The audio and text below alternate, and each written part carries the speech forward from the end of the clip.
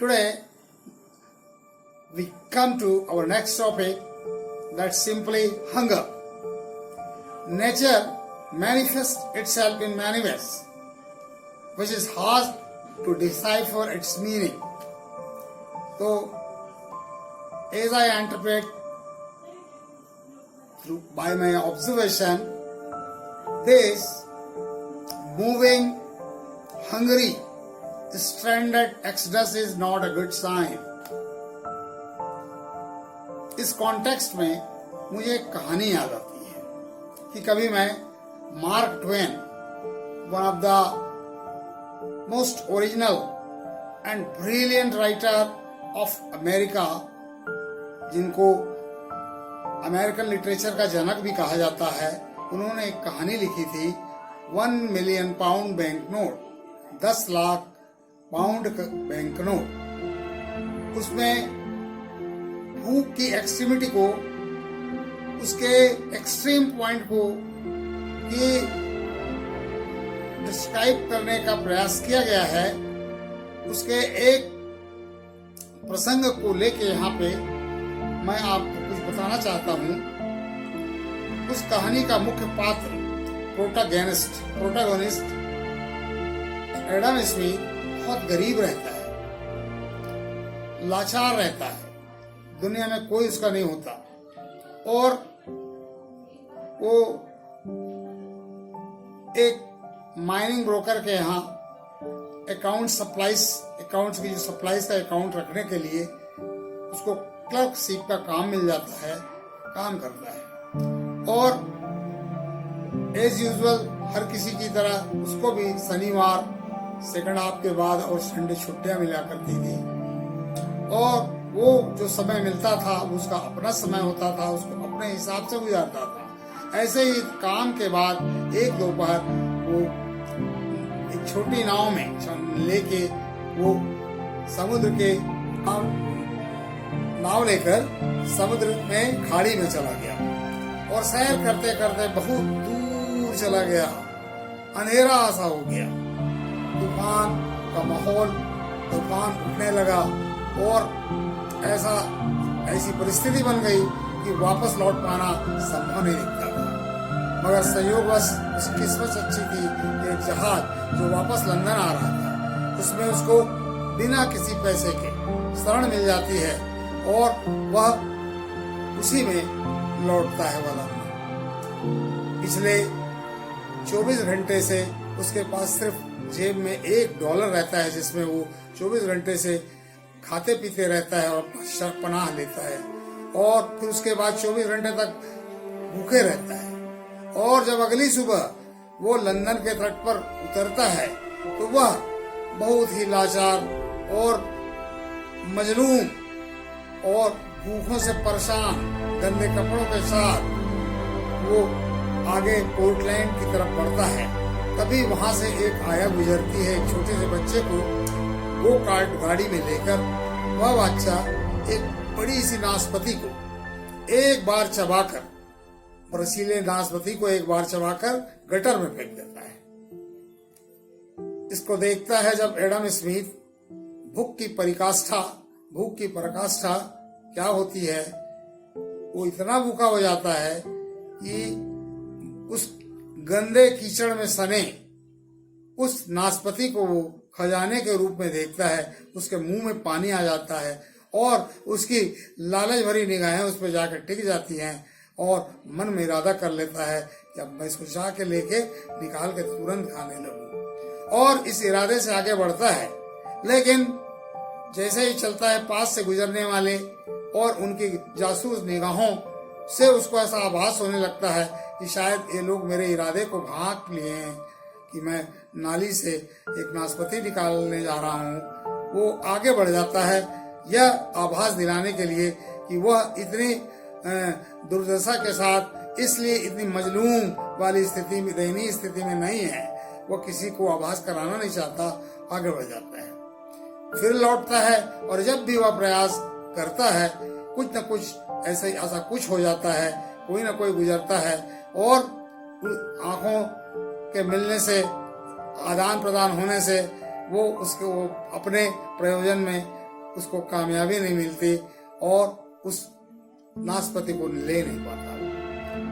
तभी अचानक किसी मकान से खिड़की खुलती है और एक शख्स उसको कमरे के अंदर आने को बोलता है और अंदर बुला लेता है। जब वो अंदर पहुंचता है उसको लेके, तो वहां एक डाइनिंग टेबल में दो भाई बैठे रहते हैं और उसमें नाश्ता टेबल में बहुत सारे कई प्रकार के डिशेस के साथ होते हैं, जिसको शायद वो अभी भी नाश्ता करके उठे होते हैं।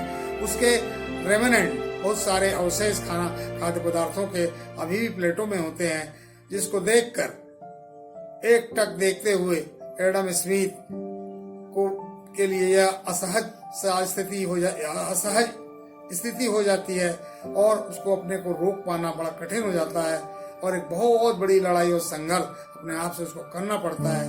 और वो सज्जन उसको बैठने को कहते हैं, उसको लेकिन खाने को कोई भी कुछ भी ऑफर नहीं करते, फिर भी वह सिर्फ उन खाद्य पदार्थों को देखते हुए उनकी तरफ उनकी बातों को सुनने लगता है।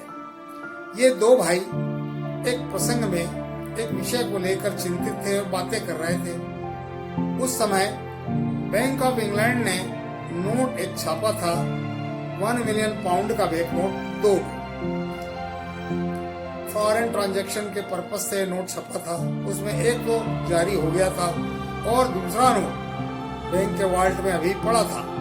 इन दोनों में ये बात छिड़ी हुई थी, बहुत अमीर लोग थे लोग, इनमें ये बात छिड़ी हुई थी कि अगर कोई अजनबी इस शहर में आ जाए और उसके जेब में 10 लाख का नोट भी आ जाए तो क्या वो जिंदा रह पाएगा या समय उसका अच्छे से गुजर जाएगा।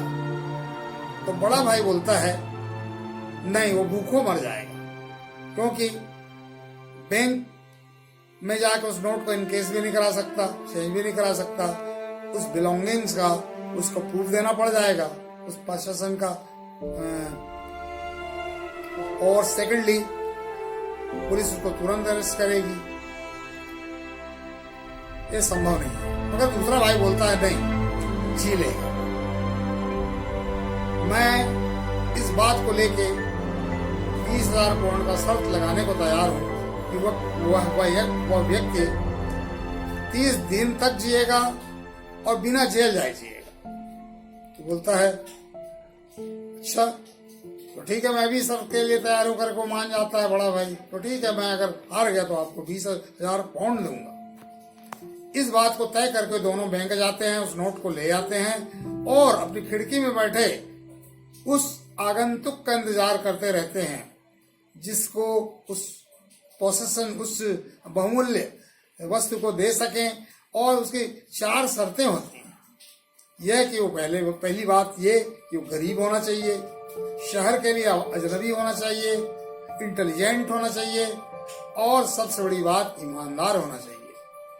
तो बहुत से लोग गुजरते हैं, लेकिन कोई इंटेलिजेंट होता है तो ईमानदार नहीं दिखता, कोई में दोनों क्वालिटी रहती है तो अजनबी नहीं होता, और कोई 3 क्वालिटी को रखता है तो चौथा ऐसा लगता है कि वो गरीब नहीं है। तो ऐसा कोई उनकी शर्तों को पूरा नहीं कर पाता और यह आगंतुक जो अभी बैठा रहता है उनके उस पैमाने को, उसके पैरामीटर को फुली फिट उसमें बैठता है।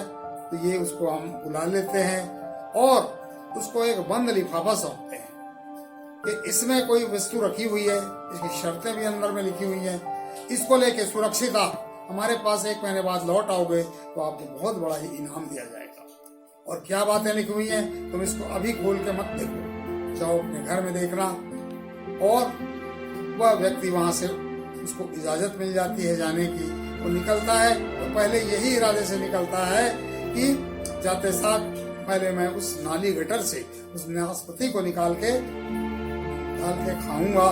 जब क्योंकि उसको थोड़ी खींच भी होती है, क्षोभ भी होता है कि मेरा इतना अच्छा मौका था कि मैं खाने जा रहा था, ये किस काम के लिए मेरे को बुला लिए और मेरा उसको बेकार कर दिए। मगर वो जब आगे बढ़ता है तो वह नाशपाती भी वहां पे मौजूद नहीं होता, उसको भी कोई उठा के ले गया होता है। तो ये होती है भूख, और भूख की पराकाष्ठा और ऐसी एक फिल्म, भारतीय फिल्म भी बनी थी, अगर आप में किसी ने देखा हो, कमल हासन हीरो थे उसमें। जब बहुत अमीर घर के थे, अपने माँ बाप से झगड़ के घर छोड़ के चले गए थे, तो नानी से सेव को निकाल के धोखे खा रहे थे। ये तो भूख की एक स्थिति हुई। अब हम अपने मौलिक अवलोकनों से, निष्कर्षों से और विश्लेषणों से इसके दूसरे पहलुओं को देखते हैं। सबसे पहले हम ये सोचते हैं कि आखिर मालिक ने ये क्रिएशन को क्यों बनाया है, सब चीजों को पैदा किया है, क्यों है, और why we are born for, actually हम सबको क्यों, हमारा जन्म क्यों हुआ है, इस काम के लिए हुआ है। बहरहाल जो कुछ भी हो, लेकिन उसने इस संसार में, इस ब्लू प्लेनेट में हम जैसे प्राणियों को पैदा किया और 87 लाख किस्मों के प्राणियों को, और सबको भूख लगती है। मैंने तो ये भी देखा है कि अपने नगर में 3:30 बजे रात से होटलों को खुलते हुए देखा हूँ, जिसमें लोग खाना शुरू कर देते हैं और 12 बजे रात तक भी खाते रहते हैं।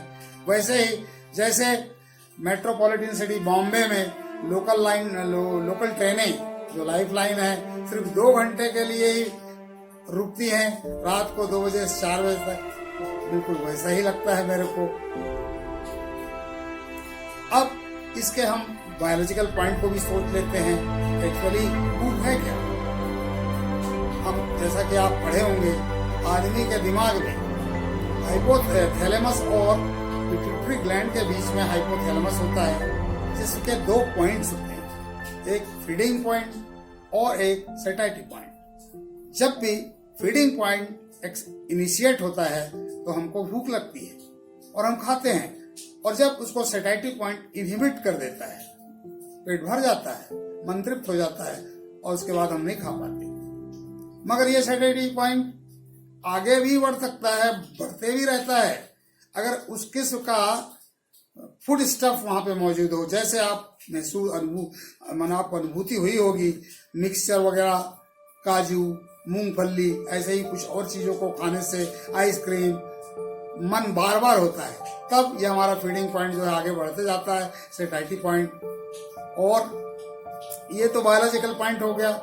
तीसरी बात ये भी है, ये हर प्रकार के धर्म की मान्यताओं में और मतलब निर्देशों में और सिस्टम में, कस्टम में, कन्वेंशन है और मतलब कन्विक्शन है, आस्थाओं में इस चीज का भी बड़ा महत्व है, हंगर का, कि लोग उपवास रखते हैं, व्रत रखते हैं, रोजा रखते हैं, फास्टिंग रखते हैं।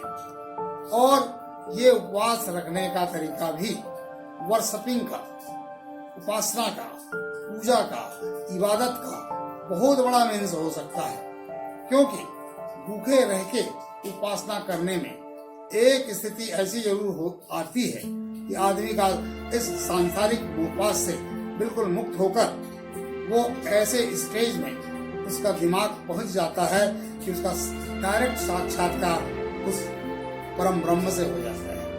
और ये अगर मई जून का महीना हो, सूर्यास्त का समय लंबा होता है, और जब उसके पास पेट एकदम खाली हो जाता है, उसका दिमाग काम करना बंद कर देता है, तो सीधा उसका कनेक्शन दिमाग का, जिसको हम मुराकिबा कह सकते हैं, साक्षात्कार से कह सकते हैं, हम इसको उस मालिक का दर्शन भी कह सकते हैं। और शायद सदियों से हम सब इसी लालसा में हैं, यही हमारा लक्ष्य है कि सत्य की तलाश हम कैसे करें, उस मालिक का दर्शन कैसे करें और उसको कैसे पा जाएं। ये सबसे बड़ा एक तरीका ये भी हो सकता है। अंत में, और जो आज वर्तमान स्थिति से हम गुजर रहे हैं, देश गुजर रहा है, सब लोग गुजर रहे हैं, I think this lockdown has brought us to the worst of all. क्योंकि राजमार्गों से, राष्ट्रीय मार्गों से लोग, मजदूर, गरीब, लाचार, भूखे प्यासे, बेबस, गरीबी और गुर्बत के आलम में पैदल सैकड़ों मील चले जा रहे हैं, और हम इस तरह के हालत से दो चार हैं, इस तरह से हम खुद कैद हैं कि उनके लिए भी हम आगे नहीं आ पा रहे हैं। और हिंसा और अहिंसा की परिभाषा भी यही है कि अगर आप आराम से खाए पड़े हैं अपने घर में, रात भर सो रहे हैं और आपके सामने कोई भूखा सो गया रात भर, इससे बड़ी हिंसा कोई नहीं हो सकती। और शायद इसी से अहिंसा की परिभाषा निकली है, जिसको समझ के बड़े बड़े महापुरुषों ने, महान महान व्यक्तित्वों ने इसके परिभाषा को समझा है, अपनाया है।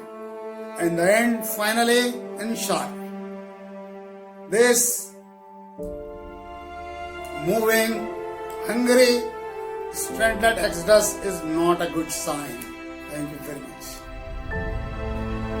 और दर्शक गणों को, अगर मान लो श्रोतागणों को ये पसंद आया होगा तो मुझे कमेंट करके बताएंगे, तो बची हुई जो कहानी का शेष अंश है उसको मैं अगले एपिसोड में सुनाने की कोशिश करूँगा। Thank you very much.